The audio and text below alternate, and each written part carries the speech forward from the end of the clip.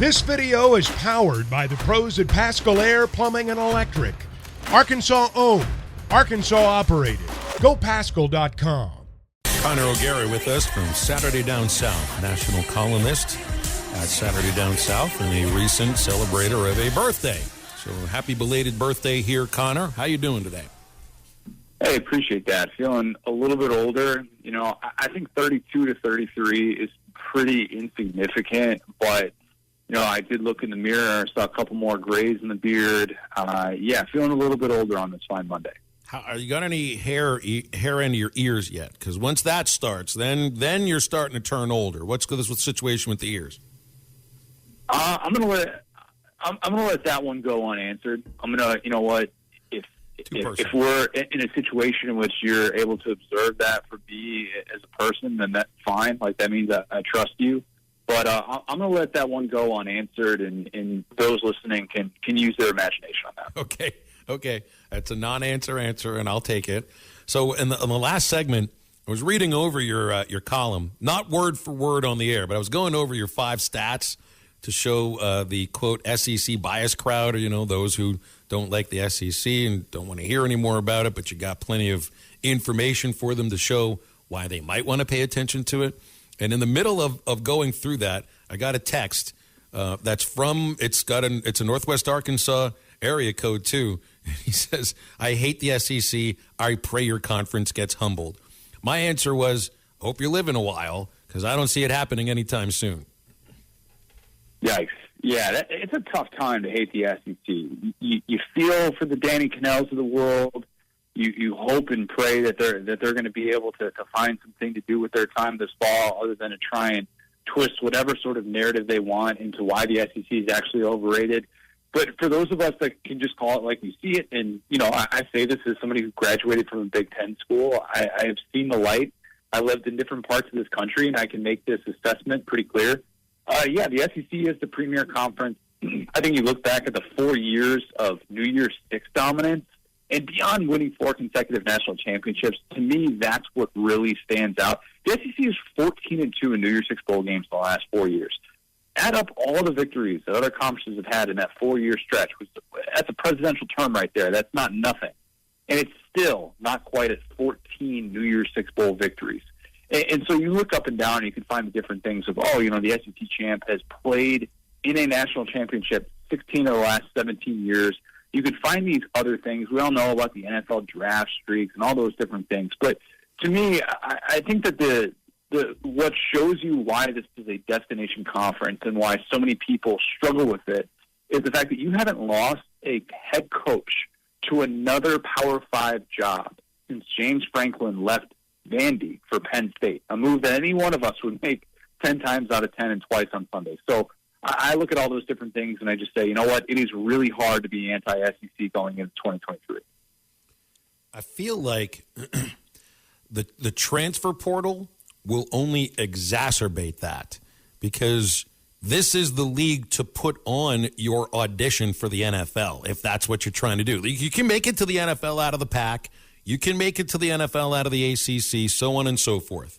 Even out of Division II or FCS, you can make it to the NFL. But if you're going to, play against the big boys, so to speak, and have things on film against other guys that are also probably maybe going to play in the NFL, like, this is the league to do it. And this is what we've seen in the transfer portal. You're coming into the SEC because this is where you feel you can play, and this is where you feel you can put on a show for scouts. Alternatively, do you also say, hey, that's actually not where I want my film to be evaluated? If I'm an offensive tackle, sure, and I'm thinking about going up against some of these guys in the SEC, and if I'm thinking of, a given Saturday I could face Will Anderson one Saturday, the next Saturday I might have to deal with Harold Perkins or B.J. Ojulari, am I thinking to myself, you know what, maybe I just go to the Pac-12 and I go to a conference where I'm not necessarily going to have to go up against that competition. But there's that point to be made. And then there's someone like Darnell Wright, who, Darnell Wright ends up being a first-round pick for my Chicago Bears, and how much of his draft stock was impacted by the fact that for 60 minutes he contained Will Anderson, probably a lot of it. And you get those opportunities each and every week, yeah, I mean, it doesn't feel like the SEC is going to have that talent well dry up anytime soon. I would expect the SEC to continue to dominate the transfer portal as well. Connor, with Bobby Petrino at A&M this year, can they do the impossible and go last to first in the SEC West? What do you see A&M? How do you see them going this year? You know, there are a lot of people who hear you say that and say, oh, gosh, there's absolutely no chance whatsoever. I think A&M should be the most improved team in the SEC because when you win 5 games, buddy, you better be the most improved team in the SEC. But I also think it's because of the fact that they return more production out of anybody in the SEC in terms of what they had on their roster last year, albeit from a 5-win team. I still think, though, that we're probably overlooking the fact that, like, look at just last year. They played Alabama down to the wire. They're a competent goal line call away from winning that football game in Tuscaloosa. They took LSU to the woodshed, and that was at the end of the year when LSU had figured some things out. We're not talking about an early September game. Like, A&M has shown they can play with anyone, but obviously they needed a schematic overhaul, and if Bobby Petrino is actually going to be allowed to run that offense and have full play calling duties, then you feel good about it, and you feel good about the direction of that program. Who returns Connor Wigman at quarterback. They return their top 3 receivers. They have, like, nearly their entire offensive line back. Those things should all bode well so long as Jimbo Fisher doesn't get in the way. So then how about in Arkansas? I'd spoken with a radio host in Mississippi over the weekend who thinks Arkansas will take a step back this year because they lost the coordinators, lost Barry Odom, lost Kendall Briles. And I can understand the reasoning he's got because I think those 2 assistant coaches were huge parts of Sam Pittman's ability to stabilize the program quickly. It really, in year 1 and then in year 2, was pretty obvious the program had at least stabilized. I think those 2 coaches were a big reason why. But I'm not ready to say that the program is going to take a step back because they're not on the staff any longer, because I like the hires that Coach Pittman made. And I think they might, in this case, they might actually work out better. But in a lot of cases, it's like you lose these 2 assistant coaches. That doesn't mean that the people that are replacing them can't do the same job and maybe even do it better, and that not being a value judgment on the 2 people who left. And if Sam Pittman really, really wanted to keep Kendall Briles, like if that was he's going to make this happen no matter what, he could have made that happen. So you have to treat that with a little bit of context and kind of understanding the dynamics there. Now, the defensive coordinator, that situation, the way that it developed with Barry Odom, how frustratingly bad last year was, and understanding, okay, maybe it's time that both parties kind of go in their opposite directions here. I kind of understand that a little bit more. I don't think it's a given that they take a step back at all. I won't be predicting that they take a step back from a 6-win season. I think Arkansas's floor with Sam Pittman is higher than just 5 wins or something like that, to say that a step back is imminent, because I do think that the offense should be a little bit more well-rounded. I think you should have more balance. I think having Dan Enos executing some of those passing concepts that they really needed in some of those spots last year. And Kendall Briles did great things at times, but at the same time, you also saw those moments where, like, okay, if KJ's not healthy and you can't make that running game a big part of your offense, it kind of falls apart. That shouldn't necessarily be the case this year. I think they have a higher floor than what some, at least the fellow that you talked to in Mississippi, at least what some are giving them credit for. He said something to me that made me scratch my head a little bit. He said, give Kendall Briles great talent, and he's going to do great things. And I thought to myself, I didn't say this, I wasn't in the mood for an argument. I thought to myself, wait a minute. If you want to be given talent, you go to the NFL. In college football, you're responsible for getting talent to your team for you to work with. These things are supposed to work together. It's not a matter of give Kendall great talent, he's going to do great. Sure, a lot of other coordinators might be in the same situation. He's got to go get that talent as the OC. Yeah, exactly. And it'll be really interesting to see how he does at TCU, because that's a place where, look, expectations are now really high. You're coming off a national runner-up season. You just watch your offensive coordinator, Garrett Riley, win the Broyles Award, then go to Clemson. You're replacing a situation that, I mean, quite frankly, looked really favorable, at least it did by the end of the season. And now, okay, you're not necessarily going to a place that recruits better than Arkansas, but you've seen that place can at least produce a season that good. And they were good early in the playoff era as well, so I don't want to discredit that. But at the same time, it is going to be really interesting to see, are they a program who aggresses offensively? And are they a program who, we know that they lost a lot of pieces offensively. They've been really active in the transfer portal. But are they a program that now takes a step back? And there are people that kind of question their scheme. I mean, it'll be interesting. I'm sure a lot of Arkansas fans will be very dialed into TCU things this year.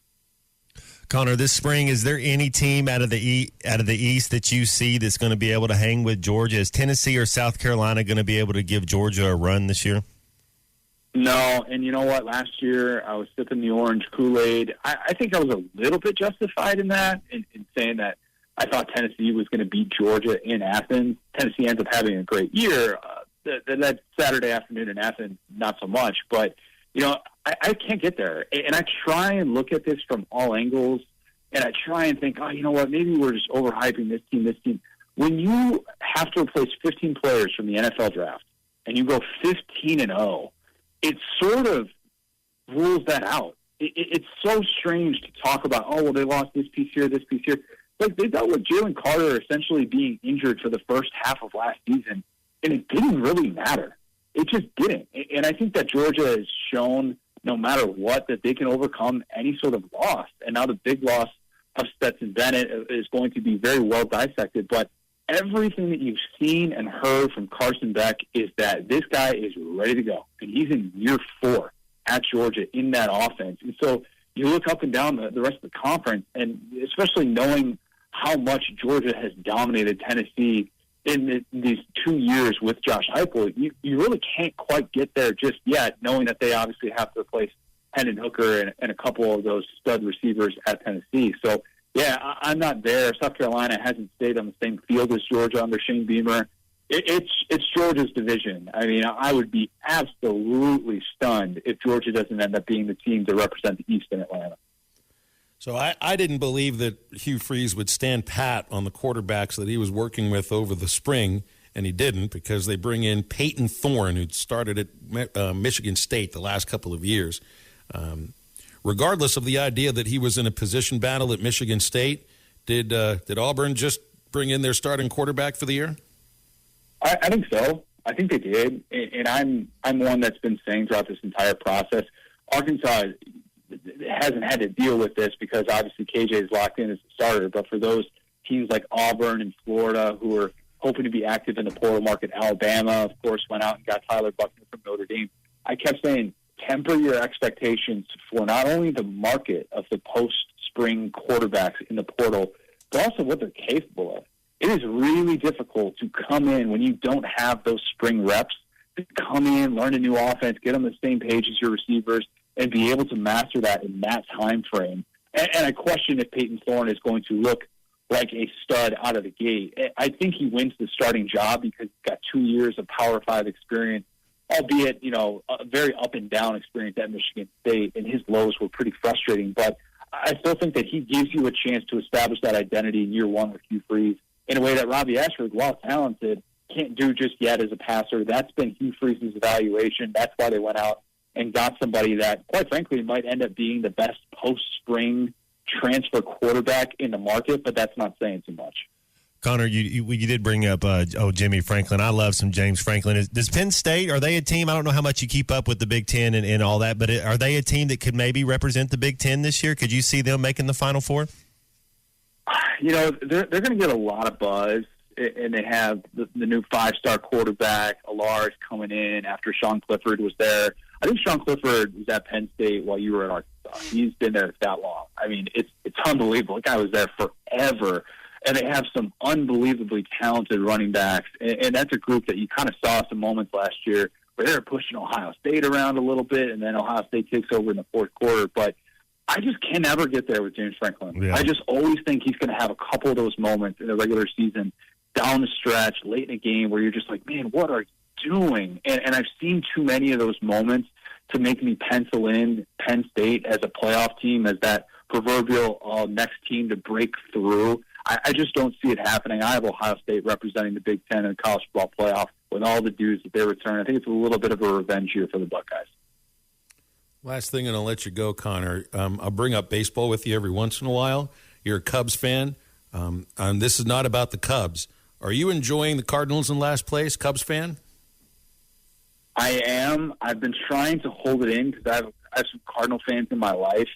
But seeing Wilson Contreras not being a catcher this soon into his time after crossing enemy lines, I don't want to say that makes me happy because I love Wilson Contreras with the Cubs, but I'm not unhappy about it. I mean, look, between Aaron Rodgers leaving the Green Bay Packers and the St. Louis Cardinals starting off this way, life is coming up good. When you asked me earlier, how am I doing? I'm doing well, Phil. I'm doing really well. And when are you? You're a dad pretty soon, aren't you? Yes, that is something that I have been reminded of very frequently. A third baby shower knocked out yesterday. Wife is due May 28th, which means it'll probably happen Wednesday or something. Better pack those bags. BetOnline.ag is your number one source for all your basketball info, stats, news, and scores. Get the latest odds and lines, including the latest player reports for this year's pro basketball playoffs. BetOnline is always your sports information headquarters this season, as we have you covered for all your sports wagering needs.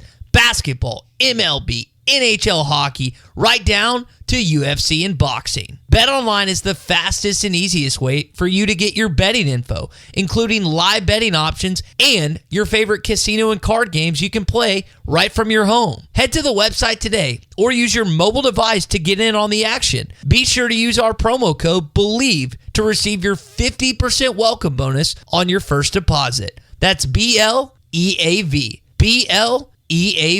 Bet online, where the game starts.